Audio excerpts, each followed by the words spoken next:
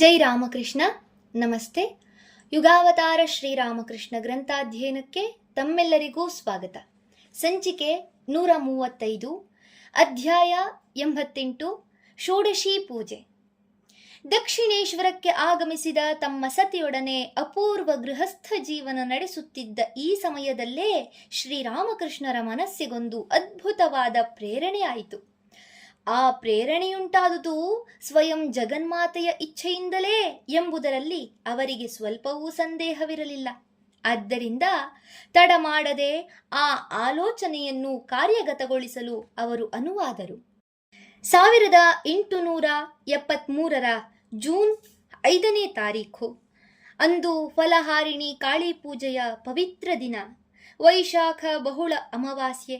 ಕಾಳಿದೇವಿಯು ಜೀವಿಗಳ ಪೂರ್ವಾರ್ಜಿತ ಕರ್ಮ ಫಲಗಳನ್ನು ನಿರ್ಮೂಲ ಮಾಡಬಲ್ಲವಳಾದ್ದರಿಂದ ಆಕೆಗೆ ಫಲಹಾರಿಣಿ ಎಂಬ ಬಿರುದು. ದಕ್ಷಿಣೇಶ್ವರ ದೇವಾಲಯವು ವಿಶೇಷ ಉತ್ಸವದ ಅಂಗವಾಗಿ ಸಿಂಗರಿಸಲ್ಪಟ್ಟಿದೆ. ಭಕ್ತ ಜನರು ಬಹುಸಂಖ್ಯೆಯಲ್ಲಿ ಬರುತ್ತಿದ್ದಾರೆ. ಎಲ್ಲೆಲ್ಲೂ ನಾಮ ಸಂಕೀರ್ತನೆಯ ಸಂಭ್ರಮ. ಶ್ರೀರಾಮಕೃಷ್ಣರು ತಾವು ಇಂದು ಜಗನ್ಮಾತೆಯ ಪೂಜೆ ಮಾಡಲು ಸಕಲ ಸನ್ನಾಹ ಮಾಡಿಕೊಂಡಿದ್ದಾರೆ. ಆದರೆ ಗರ್ಭಗುಡಿಯಲ್ಲ, ತಮ್ಮ ಕೋಣೆಯಲ್ಲೇ. ಪೂಜ್ಯ ಪೂಜಕರಲ್ಲದೆ ಮತ್ತಾರಿಗೂ ಅಲ್ಲಿ ಪ್ರವೇಶವಿಲ್ಲ. ಭಗವತಿಯ ಪೂಜೆ ಮಾಡಬೇಕೆಂಬ ಶ್ರೀರಾಮಕೃಷ್ಣರ ಇಚ್ಛೆಯನ್ನು ತಿಳಿದ ಹೃದಯ ಅವರ ನೆರವಿಗೆ ಒದಗಿ ಬಂದ. ಫಲಪುಷ್ಪಗಳನ್ನೂ ಇತರ ಪೂಜಾ ಸಾಮಗ್ರಿಗಳನ್ನು ತಂದಿರಿಸಿದ. ಆದರೆ ಅವನಿಗೆ ಮಂದಿರದಲ್ಲಿ ವಿಶೇಷ ಪೂಜೆಯನ್ನು ನಿರ್ವಹಿಸುವ ಜವಾಬ್ದಾರಿ ಇತ್ತು. ಆದ್ದರಿಂದ ಬೇಗನೆ ಹೊರಟು ಹೋದ. ಬಳಿಕ ರಾಧಾ ಗೋವಿಂದ ದೇವಾಲಯದಲ್ಲಿ ಅರ್ಚಕನಾಗಿದ್ದ ದಿನು ಎಂಬ ಹುಡುಗ ಬಂದು ಶ್ರೀರಾಮಕೃಷ್ಣರ ನಿರ್ದೇಶನದಂತೆ ಉಳಿದ ಕೆಲಸಗಳನ್ನು ಮಾಡಿದ. ಪೂಜೆಯ ವಸ್ತುಗಳನ್ನೆಲ್ಲ ಆಯಾ ಸ್ಥಳದಲ್ಲಿ ಜೋಡಿಸಿಟ್ಟ. ಪೂಜಾ ಸ್ಥಾನವನ್ನು ಕಲಾತ್ಮಕವಾಗಿ ರಂಗವಲ್ಲಿಯಿಂದ ಅಲಂಕರಿಸಿ ಮಣೆಯೊಂದನ್ನು ತಂದಿಟ್ಟ. ಇಲ್ಲಿಗೆ ಅವನ ಕೆಲಸ ಮುಗಿಯಿತು. ಹೊರಟು ಹೋದ. ಈ ವೇಳೆಗೆ ರಾತ್ರಿ 9 ಆಗಿತ್ತು. ಪೂಜೆಯ ವೇಳೆಗೆ ಸರಿಯಾಗಿ ಬಂದು ಬಿಡುವಂತೆ ಶ್ರೀರಾಮಕೃಷ್ಣರು ಶಾರದಾದೇವಿಯವರಿಗೆ ಮೊದಲೇ ತಿಳಿಸಿದ್ದರು. ಅದರಂತೆ ಅವರು ಈಗ ಕೋಣೆಯೊಳಗೆ ಬಂದರು. ಈಗ ಪೂಜೆ ಪ್ರಾರಂಭವಾಯಿತು. ಶ್ರೀರಾಮಕೃಷ್ಣರು ತಮ್ಮ ಕೋಣೆಯ ಪಶ್ಚಿಮ ದ್ವಾರದ ಬಳಿ ಪೂರ್ವಾಭಿಮುಖವಾಗಿ ಕುಳಿತರು. ಕ್ರಮಾಗತವಾಗಿ ಆಚಮನಾದಿ ಶುದ್ಧಿ ಕಾರ್ಯಗಳನ್ನು ಮಾಡಿ ಮುಗಿಸಿದರು. ಈಗ ದೇವತೆಯನ್ನು ಪೂಜಿಸಬೇಕಾದ ಪೂಜಾ ಪೀಠದ ಮೇಲೆ ಬಂದು ಕುಳಿತುಕೊಳ್ಳುವಂತೆ ಸತಿಗೆ ಸನ್ನೆಯ ಮೂಲಕ ಸೂಚಿಸಿದರು. ಶಾರದಾದೇವಿಯವರು ಮಂತ್ರಮುಗ್ಧರಂತೆ ಬಂದು ಪೀಠದ ಮೇಲೆ ಕುಳಿತರು. ಅವರ ಮನಸ್ಸು ಈಗಾಗಲೇ ಭಗವದ್ಭಾವದಿಂದ ರಂಜಿತವಾಗಿತ್ತು. ಶ್ರೀರಾಮಕೃಷ್ಣರು ಅವರ ಮೇಲೆ ಪವಿತ್ರ ಗಂಗಾಜಲವನ್ನು ಪ್ರೋಕ್ಷಿಸುತ್ತಾ ಜಗನ್ಮಾತೆಯನ್ನು ಆವಾಹನೆ ಮಾಡುವ ಮಂತ್ರವನ್ನು ಉಚ್ಚರಿಸಿದರು. ಹೇ ಕೌಮಾರಿ, ಸರ್ವಶಕ್ತಿ ಪ್ರದಾಯಿನಿ, ಸೌಂದರ್ಯ ರತ್ನಾಕರಿ, ಈಕೆಯ ದೇಹ ಮನಗಳನ್ನು ಪವಿತ್ರಗೊಳಿಸಿ ಈಕೆಯಲ್ಲಿ ಆವಿರ್ಭವಿಸು. ಸಿದ್ಧಿದ್ವಾರವನ್ನು ತೆರೆ, ಶುಭವನ್ನುಂಟು ಮಾಡು, ಮಂಗಳವನ್ನುಂಟು ಮಾಡು. ಬಳಿಕ ಶ್ರೀರಾಮಕೃಷ್ಣರು ಶಾರದಾದೇವಿಯವರ ಅಂಗ ಪ್ರತ್ಯಂಗವನ್ನು ಮಂತ್ರಪೂರ್ವಕವಾಗಿ ನ್ಯಾಸ ಮಾಡಿ ಅವರಲ್ಲಿ ಜಗನ್ಮಾತೆಯನ್ನು ತಾದಾತ್ಮ್ಯಗೊಳಿಸಿದರು. ವಿದ್ಯುಕ್ತವಾಗಿ ಷೋಡಶೋಪಚಾರ ಪೂಜೆ ಮಾಡಿದರು. ಅಂದರೆ ಆಸನ, ಸ್ವಾಗತ, ಪಾದ್ಯ, ಅರ್ಘ್ಯ, ಆಚಮನೀಯ, ಮಧುಪರ್ಕ, ಪುನರಾಚಮನ, ಸ್ನಾನ, ವಸನ, ಆಭರಣ, ಗಂಧ, ಪುಷ್ಪ, ಧೂಪ, ದೀಪ, ನೈವೇದ್ಯ, ವಂದನೆ. ಈ 16 ಅಂಗಗಳನ್ನೊಳಗೊಂಡದ್ದೇ ಷೋಡಶೋಪಚಾರ ಪೂಜೆ. ಅವರ ಹಿಮ್ಮಡಿಗೆ ಕೆಂಪು ಬಣ್ಣವನ್ನು ಲೇಪಿಸಿದರು. ಹಣೆಗೆ ಅರಿಶಿನ ಕುಂಕುಮವನ್ನಿಟ್ಟರು. ಕೈಯಾರೆ ಹೊಸ ಸೀರೆಯನ್ನುಡಿಸಿದರು. ಮಂತ್ರ ಸಹಿತವಾಗಿ ನೈವೇದ್ಯವನ್ನು ಸಮರ್ಪಿಸಿ ಅದರಲ್ಲೊಂದು ಭಾಗವನ್ನು ಅವರಿಗೆ ತಾವೇ ತಿನ್ನಿಸಿದರು. ಬಳಿಕ ತಾಂಬೂಲವನ್ನು ನಿವೇದಿಸಿದರು. ಶಾರದಾದೇವಿಯವರು ಸಾಕ್ಷಾತ್ ಜಗನ್ಮಾತೆಯೇ ಆಗಿ ಪೂಜೆಯ ಪ್ರತಿಯೊಂದು ಅಂಶವನ್ನೂ ಸ್ವೀಕರಿಸಿದರು. ಪೂಜೆ ಪ್ರಾರಂಭವಾಗುವಾಗಲೇ ಭಾವಾವಸ್ಥೆಯಲ್ಲಿದ್ದ ಶಾರದಾದೇವಿಯವರು ಪೂರ್ಣಾಹುತಿಯ ವೇಳೆಗೆ ಬಾಹ್ಯ ಪ್ರಜ್ಞೆಯನ್ನು ಕಳೆದುಕೊಂಡು ಸಂಪೂರ್ಣ ಸಮಾಧಿಸ್ಥರಾದರು. ಶ್ರೀರಾಮಕೃಷ್ಣರು ಕೂಡ ಅರೆಬಾಹ್ಯಾವಸ್ಥೆಯಲ್ಲಿ ಮಂತ್ರೋಚ್ಚಾರಣೆ ಮಾಡುತ್ತಾ ಈಗ ಗಾಢ ಸಮಾಧಿಗೇರಿಬಿಟ್ಟರು. ಪೂಜ್ಯ ಪೂಜಕರಿಬ್ಬರೂ ಇಂದ್ರಿಯ ರಾಜ್ಯವನ್ನು ಅತಿಕ್ರಮಿಸಿ ಆತ್ಮಭಾವದಲ್ಲಿ ಏಕೀಭವಿಸಿದರು. ಸಚ್ಚಿದಾನಂದದಲ್ಲಿ ತಾದಾತ್ಮ್ಯ ಹೊಂದಿದರು. ನಡುರಾತ್ರಿ ಕಳೆದ ಮೇಲೆ ಶ್ರೀರಾಮಕೃಷ್ಣರಲ್ಲಿ ಬಾಹ್ಯ ಪ್ರಜ್ಞೆಯ ಲಕ್ಷಣಗಳು ಸ್ವಲ್ಪ ಸ್ವಲ್ಪವಾಗಿ ಕಾಣಿಸಿಕೊಂಡವು. ಈಗ ಅವರು ತಮ್ಮ ಮುಂದೆ ಮಾನುಷ ರೂಪಿಣಿಯಾಗಿ ವಿರಾಜಿಸುತ್ತಿದ್ದ ಜಗನ್ಮಾತೆಯ ಪದತಲದಲ್ಲಿ ತಮ್ಮ ಸಕಲ ಸಾಧನೆಗಳ ಫಲ ಮತ್ತು ಜಪಮಾಲೆಗಳೊಂದಿಗೆ ತಮ್ಮ ಸರ್ವಸ್ವವನ್ನೂ ಸಮರ್ಪಣೆ ಮಾಡಿಕೊಂಡರು. ಬಳಿಕ ಅಂಜಲಿಬದ್ಧರಾಗಿ ಓಂ ಸರ್ವಮಂಗಲ ಮಾಂಗಲ್ಯೆ ಶಿವೆ ಸರ್ವಾರ್ಥ ಸಾಧಿಕೆ ಶರಣ್ಯೆ ತ್ರ್ಯಂಬಕೆ ಗೌರಿ ನಾರಾಯಣಿ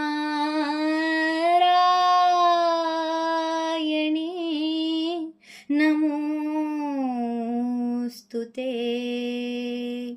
ಎಂದು ಸ್ತುತಿಸುತ್ತಾ ಸಾಷ್ಟಾಂಗ ಪ್ರಣಾಮ ಮಾಡಿದರು. ಪೂಜೆ ಮುಗಿಯಿತು. ಶಾರದಾದೇವಿಯವರು ಬಹಿರ್ಮುಖರಾದರು. ಶ್ರೀರಾಮಕೃಷ್ಣರಿಗೆ ಮನದಲ್ಲೇ ನಮಿಸಿ ನಹಬತ್ತಿನತ್ತ ನಡೆದರು. ಇಂದಿಗೆ ಶ್ರೀರಾಮಕೃಷ್ಣರ ಆಧ್ಯಾತ್ಮಿಕ ಸಾಧನೆಯು ಪರಿಸಮಾಪ್ತಿಗೊಂಡಿತು.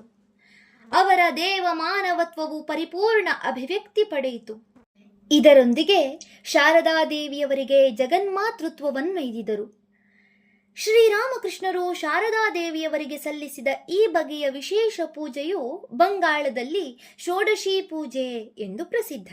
ಷೋಡಶಿ ಎಂಬುದು ಜಗನ್ಮಾತೆಯ ಹೆಸರುಗಳಲ್ಲೊಂದು.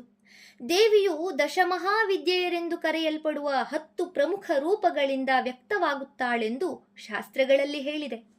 ಕಾಳಿ, ತಾರಾ, ಷೋಡಶಿ, ಭುವನೇಶ್ವರಿ, ಭೈರವಿ, ಛಿನ್ನಮಸ್ತ, ಧೂಮವತಿ, ಬಗಲ, ಮಾತಂಗಿ ಮತ್ತು ಕಮಲ ಇವೇ ಆ 10 ದೇವತೆಗಳ ಹೆಸರುಗಳು. ಇವರಲ್ಲಿ 3ನೆಯವಳಾದ ಷೋಡಶಿಯು 16ರ ಹರೆಯದ ಪರಮ ಲಾವಣ್ಯವತಿಯಾದ ಕನ್ಯೆ. ಶ್ರೀರಾಮಕೃಷ್ಣರು ಹಿಂದೆಯೇ ತಮ್ಮ ಹಲವಾರು ದರ್ಶನಗಳಲ್ಲಿ ಈಕೆಯನ್ನು ಕಂಡಿದ್ದರು. ಈಕೆಯ ಪೂಜೆಯೇ ಷೋಡಶಿ ಪೂಜೆ. ಈ ಪೂಜಾ ವಿಧಾನದಲ್ಲಿ ಜಗನ್ಮಾತೆಯ ಪ್ರತೀಕವಾಗಿ ಕನ್ಯಾಕುಮಾರಿಯ ಚಿತ್ರವನ್ನಾಗಲಿ, ಕಲಶವನ್ನಾಗಲಿ, ಯಂತ್ರವನ್ನಾಗಲಿ, ಮಣ್ಣಿನ ಪ್ರತಿಮೆಯನ್ನಾಗಲಿ ಪೂಜಿಸುತ್ತಾರೆ. ಇವುಗಳ ಬದಲಾಗಿ ಎಳೆಯ ವಯಸ್ಸಿನ ಅವಿವಾಹಿತ ಬಾಲಕಿಯನ್ನೇ ಪೀಠದ ಮೇಲೆ ಕುಳ್ಳಿರಿಸಿ ಪೂಜಿಸುವ ಸಂಪ್ರದಾಯವೂ ಇದೆ. ಇದಕ್ಕೆ ಕುಮಾರಿ ಪೂಜೆ ಎನ್ನುತ್ತಾರೆ. ಇಲ್ಲಿ ಶ್ರೀರಾಮಕೃಷ್ಣರು ತಮ್ಮ ಪತ್ನಿಯನ್ನೇ ಜಗನ್ಮಾತೆಯ ಪ್ರತೀಕವಾಗಿ ಕಂಡು ಪೂಜಿಸಿದರು. ಇದು ಮಾತ್ರ ಒಂದು ಅಭೂತಪೂರ್ವವಾದ ಅದ್ಭುತ ಪ್ರಸಂಗವೆನ್ನಬೇಕು. ಶ್ರೀರಾಮಕೃಷ್ಣ, ಶ್ರೀ ಶಾರದಾದೇವಿ ಇಬ್ಬರ ಜೀವನದಲ್ಲೂ ಈ ಘಟನೆಗೆ ಅತ್ಯಂತ ಮಹತ್ವದ ಸ್ಥಾನ ಮತ್ತು ಇದು ತುಂಬ ಸಾಂಕೇತಿಕವೂ ಅರ್ಥಪೂರ್ಣವೂ ಆದದ್ದು. ಈ ಪೂಜೆಯ ಮೂಲಕ ಶ್ರೀರಾಮಕೃಷ್ಣರು ಮಾನವನಲ್ಲಿ ಅಡಗಿರುವ ಮೃಗೀಯತೆಯನ್ನು ಮರ್ದನ ಮಾಡಿ ತೋರಿಸಿದರು. ಭೌತಿಕ ಶರೀರದ ಮೇಲೆ ಆತ್ಮದ ಪ್ರಭುತ್ವವನ್ನು ಪ್ರತಿಷ್ಠಾಪಿಸಿದರು. ಸ್ವಪತ್ನಿಯಲ್ಲಿ ಜಗನ್ಮಾತೆಯನ್ನು ದರ್ಶಿಸಿ ಜಗದ ಜನರು ಕಂಡು ಕೇಳರಿಯದ ಅದ್ಭುತವನ್ನು ಪ್ರದರ್ಶಿಸಿದರು. ಅವರ ಕಾಮರಹಿತ ದಾಂಪತ್ಯ ಜೀವನದ ಪರಮಾದರ್ಶವನ್ನು ಈ ಮೂಲಕ ಜಗತ್ತು ಗುರುತಿಸುವಂತಾಯಿತು. ಅಲ್ಲದೆ ಸಮಸ್ತ ಸ್ತ್ರೀ ಸಮುದಾಯದ ಪ್ರತೀಕದಂತಿರುವ ಶಾರದಾದೇವಿಯವರಲ್ಲಿ ಜಗನ್ಮಾತೆಯನ್ನು ಆವಾಹನೆ ಮಾಡಿ ಪೂಜಿಸುವುದರ ಮೂಲಕ ಶ್ರೀರಾಮಕೃಷ್ಣರು ಸ್ತ್ರೀ ಕುಲವನ್ನೇ ಅತ್ಯುನ್ನತ ಸ್ಥಾನದಲ್ಲಿ ಪ್ರತಿಷ್ಠಾಪಿಸಿದರು. ಅಲ್ಲದೆ ಸ್ವಯಂ ಶಾರದಾದೇವಿಯವರ ಮಹಾತ್ಮ್ಯವನ್ನೂ ಎತ್ತಿ ಹಿಡಿಯುವ ಘಟನೆ ಈ ಷೋಡಶಿ ಪೂಜೆ. ಪರಿಪೂರ್ಣವಾಗಿ ಆವಿರ್ಭಾವಗೊಂಡ ಆಧ್ಯಾತ್ಮಿಕ ಶಕ್ತಿಯು ಕೋಟಿ ಸೂರ್ಯ ಪ್ರಭೆಗಿಂತ ಪ್ರಖರ. ಇಂಥ ದಿವ್ಯ ಶಕ್ತಿ ಸಂಪನ್ನರಾದ ಪತಿಯಿಂದ ಪೂಜೆ ಮಾಡಿಸಿಕೊಳ್ಳಬೇಕಾದರೆ ಶಾರದಾದೇವಿಯವರ ಅಂತಃಸತ್ವ, ಆಧ್ಯಾತ್ಮಿಕ ಮಟ್ಟ ಎಂಥದ್ದಿರಬೇಕು. ಅಷ್ಟೇ ಅಲ್ಲ, ಶ್ರೀರಾಮಕೃಷ್ಣರ ಸಕಲ ಸಾಧನೆಗಳ ಫಲವನ್ನು ಸ್ವೀಕರಿಸಿ ಅರಗಿಸಿಕೊಳ್ಳಬೇಕಾದರೆ ಅವರ ಸಾಮರ್ಥ್ಯ ಎಷ್ಟಿದ್ದಿರಬೇಕು. ಅಲ್ಲದೆ ಒಂದು ಸಾಮಾನ್ಯ ಹೊಗಳಿಕೆಯ ಮಾತನ್ನು ಕೇಳಿದರೆ ಸಾಕು, ಜನರ ಮನಸ್ಸು ಹುಣ್ಣಿಮೆಯ ಸಮುದ್ರದಂತೆ ಉಬ್ಬುತ್ತದೆ. ಹಾಗಿರುವಾಗ ಕೇವಲ ಒಬ್ಬ ಹಳ್ಳಿ ಹೆಂಗಸಾದ ಅವರು ಷೋಡಶೋಪಚಾರ ಪೂಜೆಯನ್ನು ಸ್ವೀಕರಿಸಿಯೂ ನಿಶ್ಚಲ ನಿರ್ವಿಕಾರ ಚಿತ್ತರಾಗಿದ್ದುದು ಹೇಗೆ? ಮುಂದೊಮ್ಮೆ ಅವರ ಕೆಲವು ಭಕ್ತೆಯರು ಕುತೂಹಲ ತಾಳಲಾರದೆ ಅವರನ್ನೇ ಕೇಳುತ್ತಾರೆ, ಅಮ್ಮ, ನೀವು ಅಷ್ಟೊಂದು ಲಜ್ಜೆಯ ಸ್ವಭಾವದವರು. ಹೀಗಿರುವಾಗ ನೀವು ಶ್ರೀರಾಮಕೃಷ್ಣರಿಂದ ಹೇಗೆ ಪೂಜೆ ಮಾಡಿಸಿಕೊಂಡಿರಿ? ಇದಕ್ಕೆ ಅವರಿಂದ ದೊರೆತ ಚುಟುಕಾದ ಉತ್ತರ ಇದು: ಆಗ ನಾನಾಗಿರಲಿಲ್ಲ. ಎಂದರೆ ಆಗ ಅವರು ಜಗನ್ಮಾತೆಯೇ ಆಗಿ ಪೂಜೆಯನ್ನು ಸ್ವೀಕರಿಸಿದರೆಂದು ನಾವು ಊಹಿಸಬೇಕು. ಆ ಷೋಡಶಿ ಪೂಜೆಯ ಕಾಲದಲ್ಲಿ ಶ್ರೀರಾಮಕೃಷ್ಣರು ತಮ್ಮ ಸಕಲ ಸಾಧನೆಗಳ ಫಲವನ್ನು ಶಾರದಾದೇವಿಯವರಿಗೆ ಸಮರ್ಪಿಸಿದ್ದನ್ನು ನೋಡಿದೆವು. ಹೀಗೆ ಶಾರದಾದೇವಿಯವರು ಸ್ವತಃ ಯಾವುದೇ ಆಧ್ಯಾತ್ಮಿಕ ಸಾಧನೆಯನ್ನು ಕೈಗೊಳ್ಳದಿದ್ದರೂ ಆ ಎಳೆಯ ವಯಸ್ಸಿನಲ್ಲಿಯೇ ಅಪಾರ ಆಧ್ಯಾತ್ಮಿಕ ಸಂಪತ್ತಿನ ಅಧಿಕಾರಿಣಿಯಾದರು. ಅವರು ಆವರೆಗೆ ಸಾಧನೆ ಎನ್ನಿಸಿಕೊಳ್ಳುವಂಥದ್ದೇನನ್ನೂ ಮಾಡಿರದಿದ್ದರೂ ಮುಂದೆ ಶ್ರೀರಾಮಕೃಷ್ಣರ ಮಾರ್ಗದರ್ಶನದಲ್ಲಿ ಕೆಲವೊಂದು ಸಾಧನೆಗಳನ್ನು ಅಭ್ಯಸಿಸಿದರು. ಆದರೆ ಪತಿಸೇವೆಯೇ ಅವರ ಪ್ರಧಾನ ಸಾಧನೆಯಾಗಿ ಪರಿಣಮಿಸಿತು. ಪತಿವ್ರತೆಯ ಭಾಗಕ್ಕೆ ಪತಿಸೇವೆಯೂ ಆಧ್ಯಾತ್ಮಿಕ ಸಾಧನೆಯೂ ಬೇರೆ ಬೇರೆಯಲ್ಲ. ತಿಳಿವಳಿಕಸ್ಥಳಾದ ಪ್ರತಿಯೊಬ್ಬ ಹಿಂದೂ ಮಹಿಳೆಯೂ ತನ್ನ ಪತಿಯನ್ನು ಭಗವಂತನ ಪ್ರತಿರೂಪವೆಂದು ನಂಬುತ್ತಾಳೆ. ಸದ್ಭಾವದಿಂದ, ನಿಸ್ವಾರ್ಥ ಭಾವನೆಯಿಂದ ಮಾಡಿದ ಪತಿಸೇವೆಯೇ ತನ್ನ ಆತ್ಮೋನ್ನತಿಗೆ ಸಾಧಕವಾಗುತ್ತದೆಂಬುದು ಆಕೆಯ ದೃಢ ವಿಶ್ವಾಸ. ಹಿಂದೂ ಶಾಸ್ತ್ರಗಳೆಲ್ಲ ಇದನ್ನೇ ಸಾರುತ್ತವೆ. ಆದರೆ ಪತಿಯಾದವನು ಕೇವಲ ಒಬ್ಬ ಸಾಮಾನ್ಯ ವ್ಯಕ್ತಿಯಾಗಿದ್ದರೆ ಆಗಲೂ ಕೂಡ ಸತಿಯು ಉದಾತ್ತ ಭಾವದಿಂದ ಆತನ ಸೇವೆ ಸಲ್ಲಿಸಿದರೆ ಅವಳು ಆತ್ಮೋನ್ನತಿ ಹೊಂದುವುದು ನಿಶ್ಚಿತ. ಇನ್ನು ಆ ಪತಿಯು ಸ್ವತಃ ಒಬ್ಬ ಆಧ್ಯಾತ್ಮಿಕ ವ್ಯಕ್ತಿಯಾಗಿದ್ದರೆ ಅಂಥವನಿಗೆ ಸಲ್ಲಿಸಿದ ಸೇವೆಯ ಪ್ರಭಾವ ಮತ್ತೂ ಮಹತ್ತರವಾದುದು. ಅವನ ಪವಿತ್ರ ಸನ್ನಿಧಿಯಲ್ಲಿದ್ದುಕೊಂಡು ಅವನ ದಿವ್ಯ ವ್ಯಕ್ತಿತ್ವವನ್ನೇ ಚಿಂತಿಸುತ್ತಾ ಪರಮ ಪ್ರೀತಿಯಿಂದ ಆತನ ಸೇವೆ ಮಾಡುವುದರ ಮೂಲಕ ಅವನ ಆಧ್ಯಾತ್ಮಿಕ ಅನುಭವದಲ್ಲಿ ಸಹಭಾಗಿಯಾಗುವ ಸುಯೋಗ ಅವಳಿಗೆ ಬಂದೇ ಬರುತ್ತದೆ. ಶಾರದಾದೇವಿಯವರಿಗೆ ಲಭಿಸಿದ ಸೌಭಾಗ್ಯ ಈ ಬಗೆಯದು. ಅವರ ಪತಿಯಾದರೂ ಯಾರು? ದೇವಮಾನವ ಶ್ರೀರಾಮಕೃಷ್ಣರು. ಅಂತಹ ಪರಮ ಪುರುಷನಿಂದ ಹೊರಹೊಮ್ಮುವ ಆಧ್ಯಾತ್ಮಿಕ ಶಕ್ತಿಯ ಪಾವನ ತರಂಗದಲ್ಲಿ ಮಿಂದವರು ಪುನೀತರಾಗುವುದರಲ್ಲಿ ಸಂದೇಹವೇನಿದೆ?